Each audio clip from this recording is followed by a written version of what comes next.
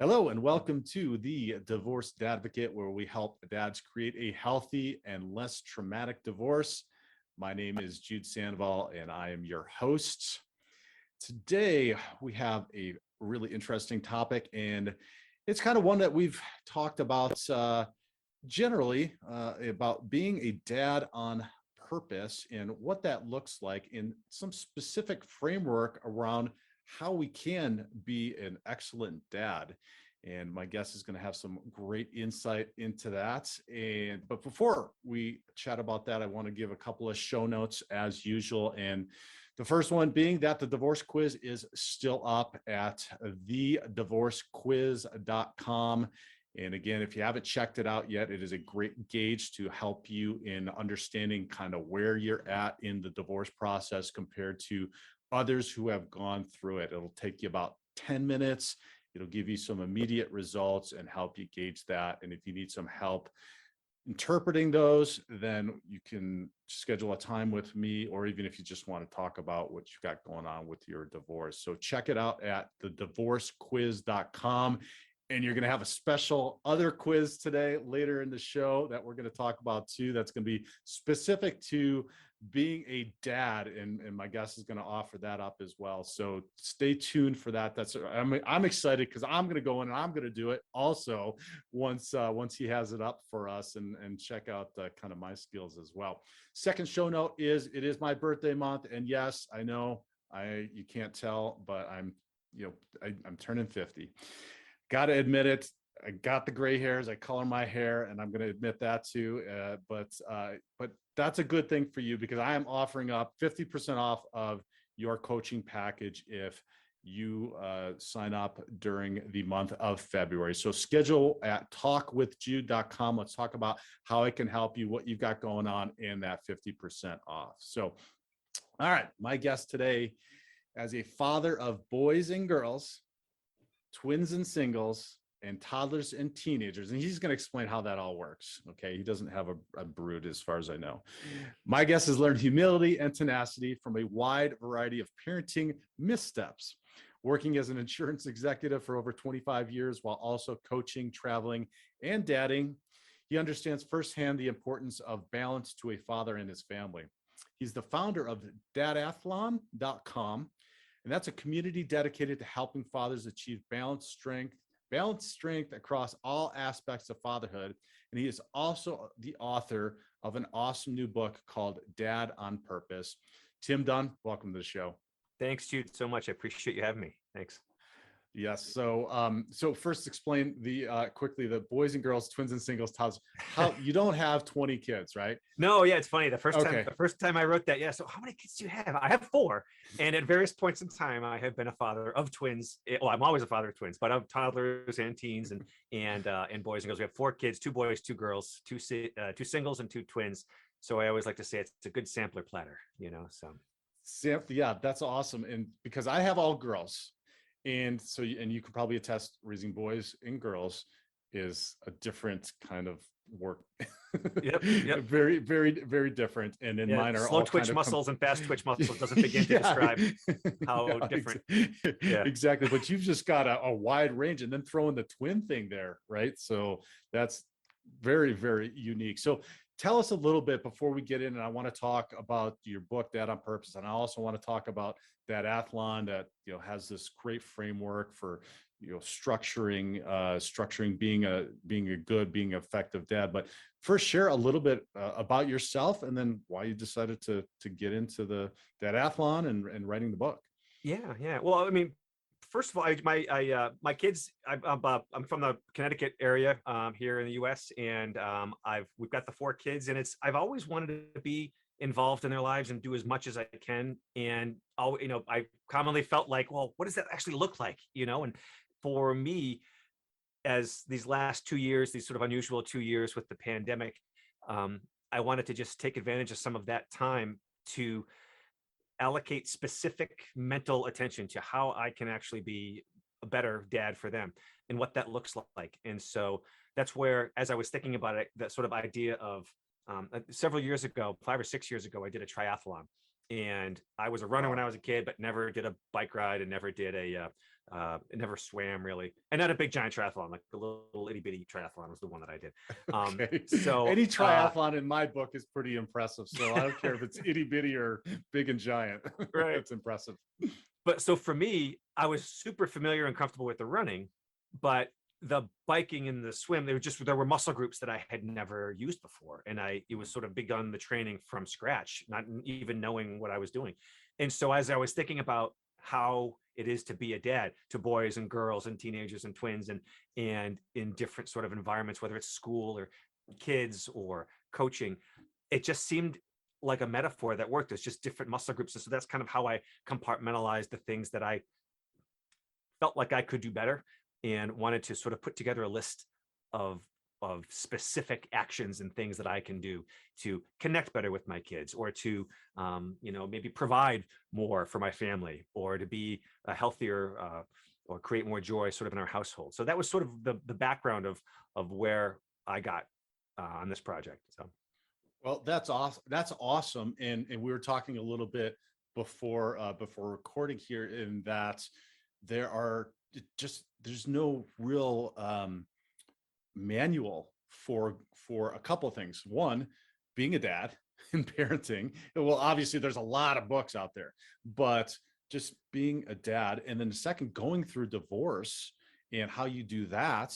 And then maybe how you do that after you've had a family structure and now you're creating something all new. And so we talk about having the opportunity, and we talk about this on the show, we talk about this in our group meetings, talk about this in private coaching, and having this be really an opportunity now, and to create then what it is that you want. Like maybe you can call it a life 2.0 going forward, but that's going to be very different as a single dad. And so what I love about your book is that these are just real life suggestions, and you call them hacks. I really don't like the word hacks, because even a hack means you're putting effort into something and consciously doing it. So while it might be something like seems like a hack, you're really actually doing some work in there.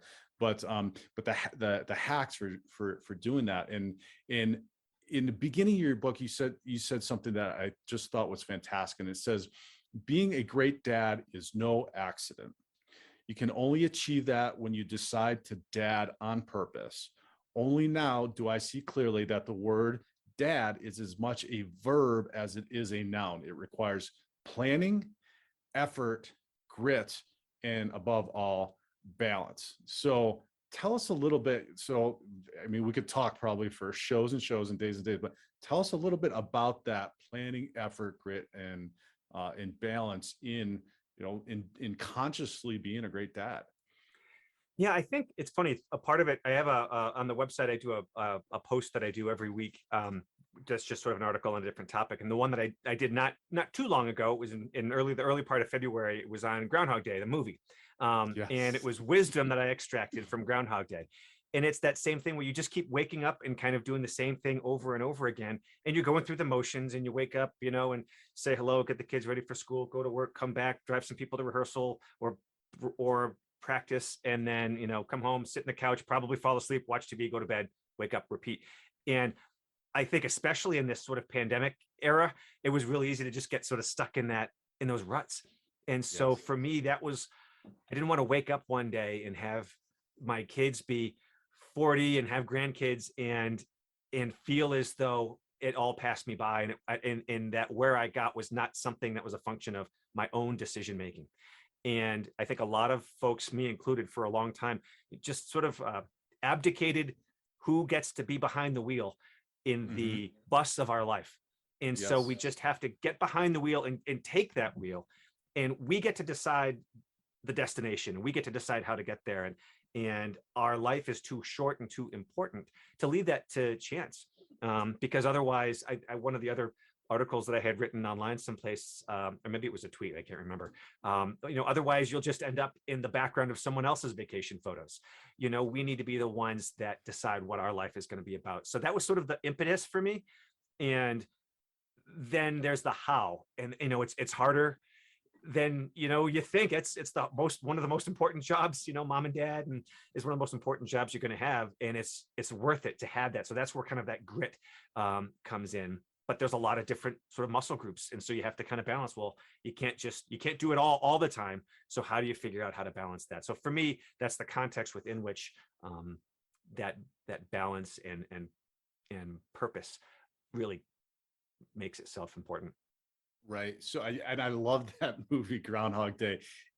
And I watched it years ago when it came out, but watching it later in life with, I guess, what some might describe as wisdom, and seeing the profound message around that, it makes me think about my divorce and how that was truly a wake-up call for me, because what you just described was exactly the same for me, right? So you kind of get into that, you kind of get into maybe what it is you thought was supposed to be the life or the design or how you parent, and some of that is just learned behaviors because of your upbringing or whatnot. But a divorce really can shatter all of that because it changes the dynamic. And for me, it changed the dynamic that, wow, now I'm only seeing my children half of the time. And it helped me to say, okay, I really want to be intentional with how I'm going to be a father.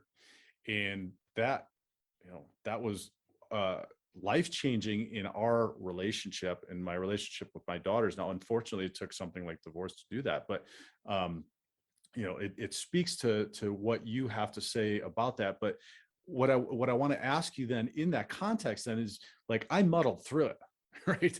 Literally years of like not figuring out, not knowing, but you've got kind of a context around how you can do that. How can, some main areas. Tell us about those main areas of what to focus on, and then maybe after that, my follow-up question, I'm just giving you a follow-up question now, is like some specific, so you could be thinking of it in the back of your mind, right? It's not easy being a guest on a show for anybody listening, right? Like, because we didn't script any of this, and I don't script any questions, I don't give any questions ahead, we're just having a conversation. So so it's hard to like think about everything and say, but then give us like some specifics around how to do some of that, and with the dads that are listening.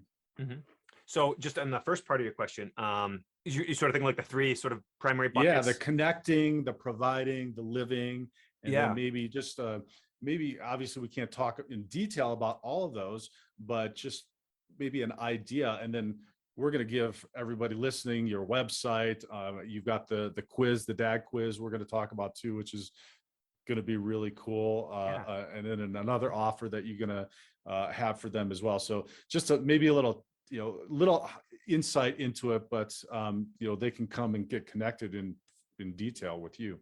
Yeah, no, and that's great. And so when it comes to the three sort of buckets, and I guess those are sort of the in the analogy of the triathlon, those are the three sort of events. And there's lots of different ways you can kind of categorize it. But for me, it was connecting with our loved ones, our children or our significant others, kind of however those relationships are, providing, sort of, which is achieving the goals that we decide we want to have in life. And part of that also is going to be sort of financial. And then finally, living a life worthy of itself, worthy of ourselves, both for its own sake and as a model to our kids. And so within, it's kind of maybe just to pivot into the way the book is laid out, is those are the three sections of the book. And within connecting, there's connecting. One of the chapters is connecting with daughters, which is different, like we were talking about before, different than sons, definitely. And but a lot of the strategies rhyme, but just are going to look different. So for example, in the book, I just list out what I wanted the book to be was a resource for people to be able to, like, almost like a menu. Well, like, okay, I'm going to spend time with my kids this weekend. What do I want to do? Like, as opposed to, because that'll happen with us. And one of the examples I used earlier in the book is, let's go to dinner tonight. What do you want for dinner? I don't know. And when there's sort of a lack of clarity of what's on your menu, it is harder to make a decision. if you go, I joke around in the book that, you go to the Cheesecake Factory, might as well just say, well, any food there is in the history of the universe. It's a lot easier when it's like, well, pizza or Chinese, what do you want tonight? And I wanted to provide some ideas. And so the buckets within each of those were things we can do with our kids, books we can read with our kids, things we can watch with our kids, games or activities we can play with our kids, writing to our kids, and just finally being cognizant of modeling, being the man we want our sons to be and the man we want our daughters to end up with. And obviously, there's, the world is more complicated than men with women. And so we just be the partner that we want our children to aspire to and to be for someone else. And so, so that's a little bit of kind of how I broke that down within those chapters. And there's some specific examples of, hey, here's a list here's a resource for like finding some good movies or that kind of a thing. Yeah, well, that's awesome. And I think you have on your website a database of movies and what are good movies, which is a huge one for me, particularly if you're paying attention to what gets put out there and you might have issue with what it is, the values and whatever your value systems may or may not be, being intentional about what's getting inputs into your own mind and what you're watching and hearing, and inputs into what your children are watching and listening to. So I appreciate that too. And we can leave that as a resource too in the show notes as well. Actually, page, right? As a little teaser for later on, for if folks take the dad quiz, I'll send them that list. It's over 200 movies that I've listed out, broken down by genre, age, whether or not there's a sequel, so, hey, we want to watch a movie, but hey, each weekend for the next 4 weeks, we'll watch, Marvel, everyone knows that, but, if a movie has one, and then, and there's also a flag for what category of movie is it? Animated? I flagged a few as deep cuts, ones that aren't they're a little bit off the beaten path, but that are really worth watching. So, and you can sort it and filter it by any of those criteria. So for later on, for folks who take the dad quiz, I'll send them a copy of that as well, just in with the results. So awesome. Well, I will now most definitely be taking the dad quiz because we have Friday night movie nights, and every Friday night, what do you want to watch? And you go through, and I have some that I have saved, and then they don't want those, and I don't want theirs. So this would be a really awesome resource. Then you spend 20 minutes, scrolling through the internet, all the websites that have 50 movies. And I gotta watch every preview before I pick one, so it makes it's like an hour and a half later we're choosing the movie, and it makes them crazy, and then they just want to go to bed. Right. This would be really good. But let's talk about the connecting and maybe some tips, because that was an really really important one for me that I think maybe I like, in a sense of finding balance, connecting, providing, living. I was really focused on trying to connect my daughters during this time and during the challenge. And we had a very challenging, contentious divorce. But give us just a few tips to connect with kids. And if you want to break it down by boys and girls, that would be helpful too. Yeah, no, of course. So in the daughter chapter, one of the things and again, just so I can back up for a second, I also just want to make sure that I'm approaching this with humility, and all of what I've learned by messing things up in the past. And so earlier in the book, I list some of the things that I've messed up. So I just want to be cognizant of having people not think I'm some sort of guy who thinks his stuff doesn't stink. I've made my mistakes and I've learned from them. And so I'm a fellow traveler on this journey. I'm not some sort of mountaintop guy. So you're a real dad, just like the rest of us, learning, and got the gray hair just like I do, to validate the quote unquote wisdom that we have, that we're trying to share, not necessarily impart on anybody. Right, exactly. What hair remains is not as dark as it used to be. So for me, one of the things I think, so with daughters, and I found an excellent resource that was really helpful in this regard, but having, setting aside regular time to just spend with them, and call it dates or call it check-ins. But for me, the three categories of things that I think are critical, in that, and the sons, it's similar too. So again, it rhymes, but it looks different. But for my daughters, or for anyone's daughters, I think, things that are regular, purposeful, and exclusive.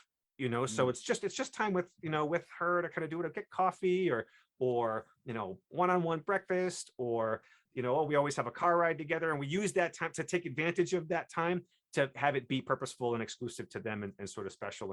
And one resource that I stumbled across that is wonderful, there's a book called, I think it's called Let's Talk, and I can send you the link to it if you want to put it in the show notes page as well. Yes. But it's these prompts that it's by I should know the name of it, Dr. Michelle, I want to say Watson, but don't quote me on that, but I'll send you the link in it. It's a bunch of sort of prompts for conversations with your daughter that you can have. And I've done it with each of my daughters, and I really enjoy it. Sometimes it's a little uncomfortable for one or for the other, because it's not that the questions are crazy, but it's just another way to connect that I would not naturally have done quite that way, or I wouldn't have asked those questions. And sometimes it's silly, and sometimes it's real, and sometimes it's about the future. So that's a version of that I think, and I've got some additional stuff in there as well. But for me, that's one that has specifically worked well for my relationship with my daughters, and I'm still doing it. I took my daughter out a couple weeks ago. We had coffee, and we did the next chapter of the book, and we still have another 15 or so to go that are in the book. But that cadence of connection, I think, is really critical, boy or girl, mother or father. And I think it matters. I hope it matters to them. I think it does. But it certainly can't hurt. Yeah, that's great. The conversation is critical, I feel, because that's not something that we're taught in school. How to have these conversations, how to bring up things, how to communicate effectively with each other. And by just having a prompt like you're describing helps to start to open up that communication, those lines, and then start learning, because that's the only way we figured out, is doing it and learning how to do that. Because I can tell you all the awkward, weird, bad ways that I've done it. And now my daughter's kind of tease, because if I sit down to dinner with like an article or something, I'll sit down and they're like, oh, what are we going to talk about now? Yeah. What do you got now? But it's funny now because they know that I've got something coming, but it's just starting that, and maybe and so now I want to see what some of your in your book, I want to see some of what your topics are and ways to do that, so that I can circumvent their what are we going to talk about now at dinner. I'll have a new one for them in a new way that they won't be prepared for. So that's good. That's fantastic advice. What about providing? So under the providing bucket, like for me, I broke that into sort of execution, which is sort of goal setting and habit formation. And then there's 2 chapters on financial aspects. One I call defense, and one is offense. Defense is protecting dollars going out the door, and offense is bringing dollars into the door. So there's some ideas on different sorts of side hustles and things like that in the offense chapter, and on the defense chapter, a lot of different things on ideas on not budgeting. And so when I use the word hack, but what I mean by hack is a shortcut whose value is disproportionate to how easy it is. And so in that sense, it's not something that is a cheat. It's just something that's intended to be low-hanging fruit in the pursuit of the goals that we have. And so there's some ideas in that chapter as well, about making sure that we don't, spend beyond our means, and that I get into. And for me, the one that has resonated the most with me, that I've learned the most from making a lot of these mistakes, is the execution one, talking about, setting goals and having habits and trying to be better and do better. That's the chapter for me that I think I've learned the most from. And I know one of the things is just, the idea of sort of multitasking. I want to lose weight, do this, and I got to connect with my kids and whatever. And everyone wants to do everything now. It's all important. It all needs to happen now. Okay. But that's not how we are wired, right, to be successful. And it's important to just sort of figure out which thing we want to do first. And yes, they are all important, and we're going to do them all consecutively.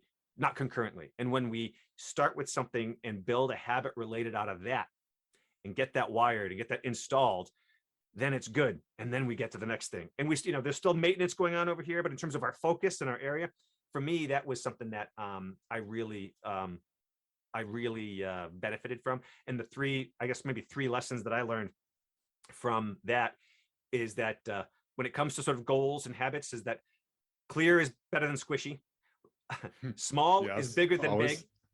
big, and consistent is better than choppy. And it's just, when it comes to goals, lose weight, I think a lot of people know clarity. All right, I want to lose 20 pounds by, I'm going to run X miles a day so I can lose 20 pounds by May 1st, and it's specific.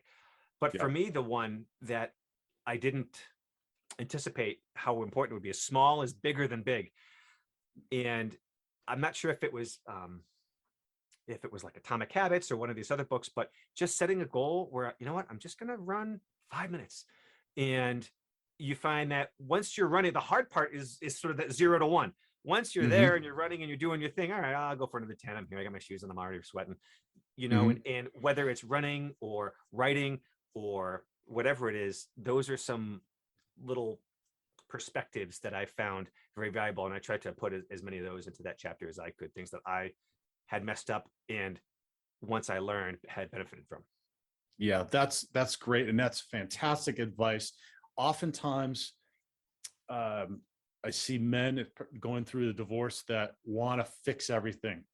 Because that's our masculine nature. We want to fix it. We want to fix what we may have screwed up or what went wrong or whatever it is. And so then we just overwhelm ourselves and say, well, I gotta be a better dad, and I gotta be better in a relationship. I'm gonna go find another one. I gotta fix this in my finances, and exactly what you just described. And then it's just overwhelming. And then you just shut yourself down. You overwhelm yourself, and you just can't meet that expectation ever. Yeah. It's absolutely impossible. So I love what you said about just small, start with the connecting and start with one connecting thing, and then get good at that, then one providing, and then the next one, and then start building, or whatever you want to rotate, or build one up and then the other one's just kind of like how you go to the gym, right? Same thing. Yeah. You're gonna, if you can work one muscle and build that up if you want, or you can go over several different ones, or muscle group or whatever, and then slowly build. But you're not going to do it all at once. You're not going to go in there for 1 hour a week and then be able to just come out Mr. Universe after a month or two. Yeah, even Schwarzenegger has leg day on leg day and arm day on arm day, and I think that's the thing that I think a lot, the men that I've spoken with, I think one of the things that a lot of men struggle with, to your point, is it's almost not so much that we want to multitask, it's that it's all like, it's hard to say no. And I think the mental pivot that we need to make is less that it's not that I'm not doing that, it's that I'm not doing it yet. It's not never, it's just not now. And first, my priority is get this back into whack. Out of whack. Into whack. Right. Get it back into whack, and then move on something else. And that actually is the purpose of the dad quiz, which we can talk about a little bit later. But the idea there is to find out which, between connecting, providing, and living, which part of our life is most out of whack, to give us because then the question is going to be, well, where do I start? Which one is? And this is supposed to be a self-assessment to help us each figure out which area do we think is most out of whack now. Begin there, and let everything else kind of be as it is, and focus some effort here, and then let that grow and get established, and then do the assessment again, or do whatever, then do the next most important thing, and build on top of each other, just like you're saying, that like you're working out in the gym. It's the same kind of idea. Right. And if you have the ability to find somebody to help you with that, whether that's you coaching or another coach or a therapist or somebody else that can help you to understand the process, just like any athlete, any elite athlete, they all have coaches that are helping them through this process. They might know intuitively what they have to be doing, working on their jump shot or their cardio or whatever, but they still have a coach that's going to help them through this process. And it's one of the reasons why the coaching industry is absolutely exploding, because people are starting to recognize the need. And even I have a coach, and I need a coach because I need somebody to be able to help me and look at these things and work through them with me and gauge exactly what you just described. Okay, maybe it's time to work on on providing. Maybe it's, well, now you need to work on connecting, living, whatever it might be. Mhm. And just go through that process. So let's talk then about the third bucket, then the living bucket. Yeah, that's the one I think might get parts of it might get short shrift. The three parts of the three sort of components of the living bucket are health, joy, and wisdom. And I think health, a lot of guys aren't really good at maintaining, at behaving in a way that allows them to be as healthy as they need. And it's funny, I tomorrow's post, or it'll be released probably later in the week, that I'm going to put on the website, has to do with self-care. And I think self-care has a branding problem. I think a lot of guys hear self-care and think it doesn't sound like a very masculine concept. But by the same token, the same guy will drive their car and understand that, well, I need to make the oil change. No one, I mean, they get that a car needs maintenance and repair, and no one drives a car forever and then says, I don't have time to figure out where the smoke is coming from. I've got a place to go. Like, no, we understand the value of maintenance and repair when it comes to machines. And we as a machine are much more complicated than that. And I think if we rebranded self-care as maintenance and repair, it would probably, I think a lot more guys would take better care of their bodies, of their minds, and of their hearts.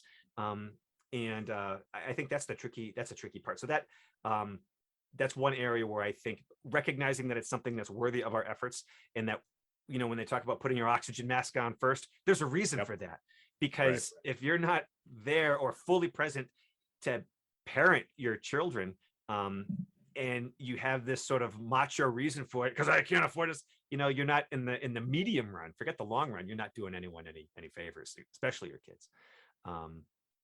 That's so we use that analogy on the show a lot, which is the concept of you can't take care of somebody else until you take care of yourself, and the oxygen match. But I love the maintenance and repair, and with credit to you, I would like to use that in the future, because that kind of resonates with men maybe a little bit more. The mechanical way that we think, or the linear way that we think about things. I think self-care, I think I don't know, maybe it's just me, but I think when people say self-care, they imagine like bath bombs and, and something like that, and candles and yeah, it's different for guys. And so let's just call it maintenance and repair. We get it when it comes to machines. We're a machine, and let's reclaim that term for our own sanity, for our own health, so that we can be there longer, so that, everyone wants to be able to, walk, be at their children's wedding, or have their grandchild on their knee.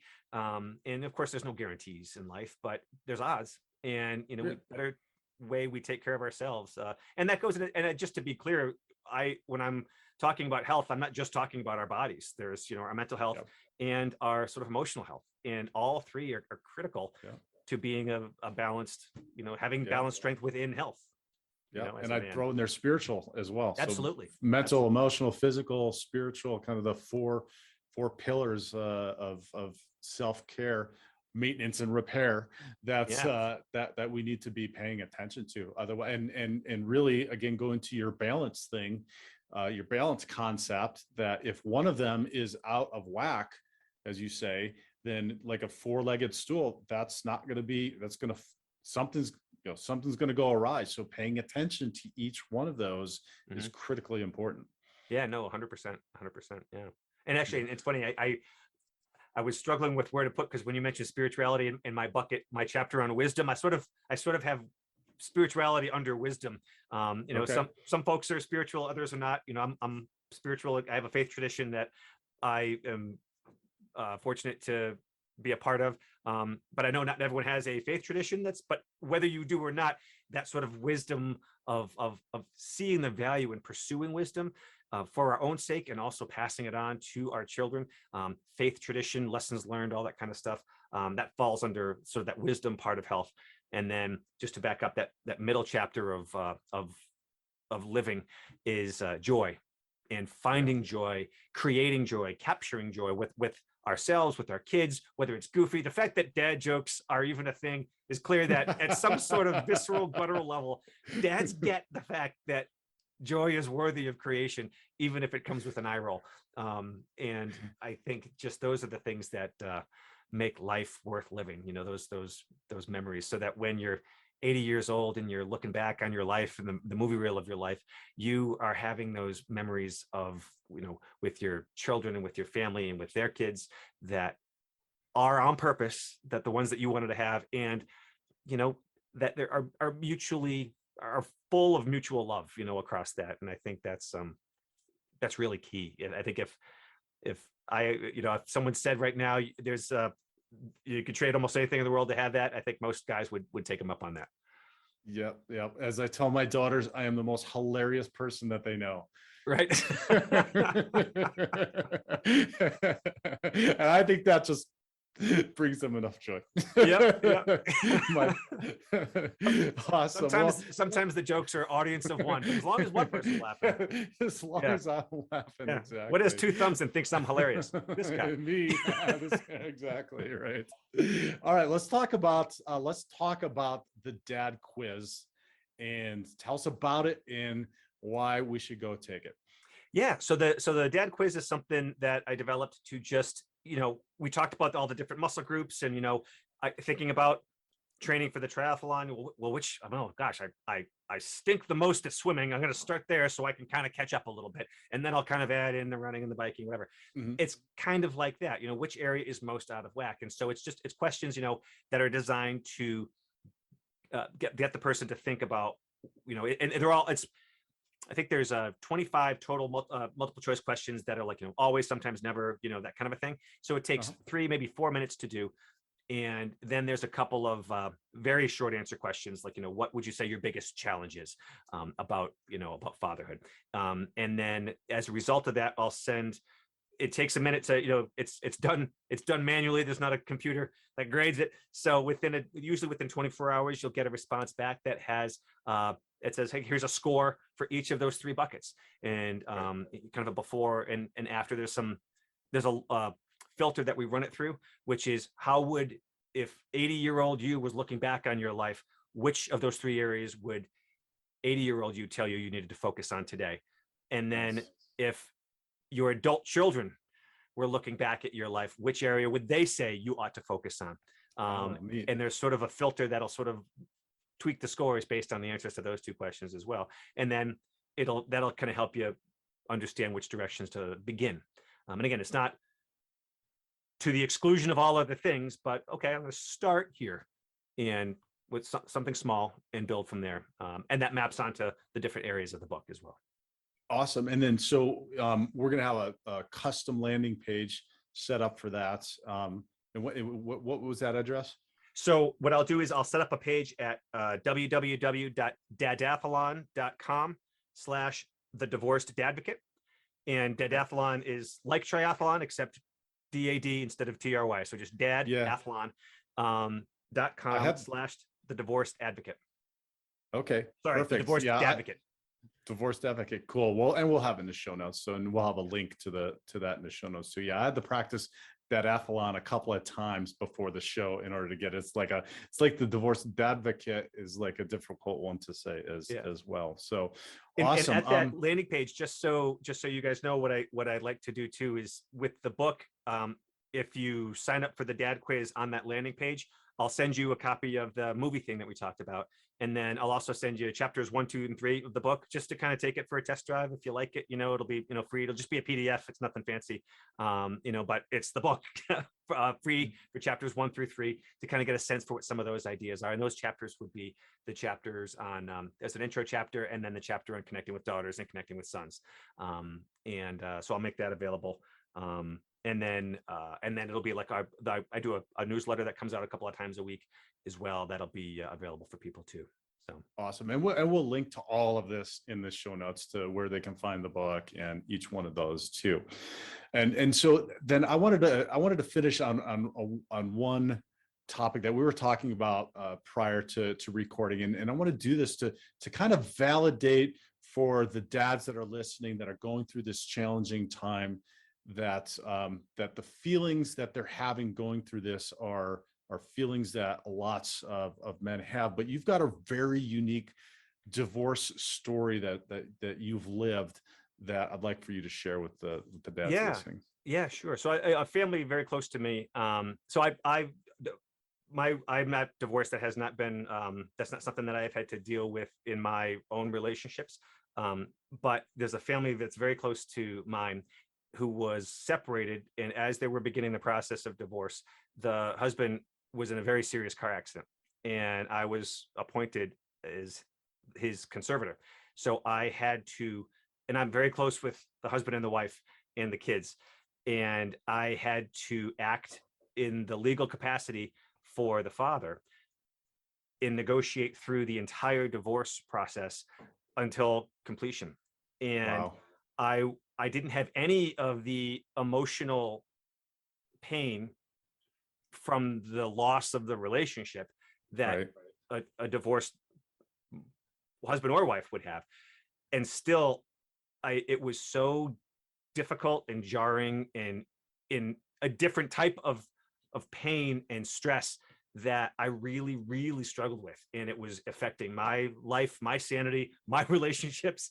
And so I wanted to be able to share that, because I can't imagine how much more difficult it would then have to be to add on top of that the whole extra layer of the emotional firsthand pain of the loss of the relationship or the change in relationships, especially with children, or with your former spouse as well. So it boggled my mind how difficult that process was, even though I only really had sort of the logistics and the executions of it. And Right.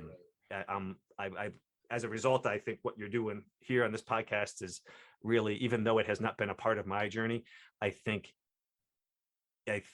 that being a resource to men who are going through that is really important, and I really commend you for what you're doing here. Yeah, thank you. And I wanted you to share that because I wanted to validate the dads listening. It is the feelings and the emotions and the challenges. It's real. And so give yourself some grace. And even in talking about everything we talked about and being a quote unquote good dad, right?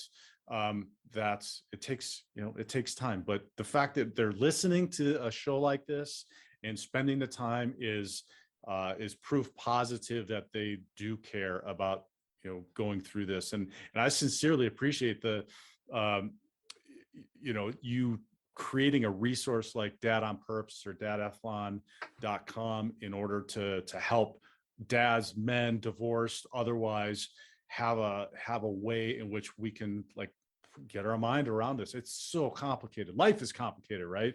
And you throw in all this stuff, and you throw in parenting, or then a divorce, or a death, or an accident, like you described, and it makes it all more challenging. So, it's a credit to you. I sincerely appreciate all of, you coming on and continuing. Like, you not only wrote the book, and have the website, you continue to come on and share that stuff with my audience and other audiences as well. And so where can those listening connect with you directly? So yeah, the main website itself is www.dadathlon.com. And again, a great landing page for your audience would be dadathlon.com/the divorced dadvocate. And then I'm also on Twitter at dadathlon.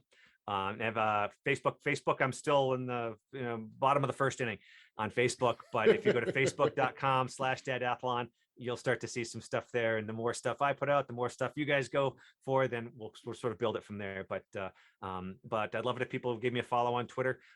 Checked out the website, able to pick up the dad quiz at dadathlon.com/the divorced dadvocate. And that'd be a great spot.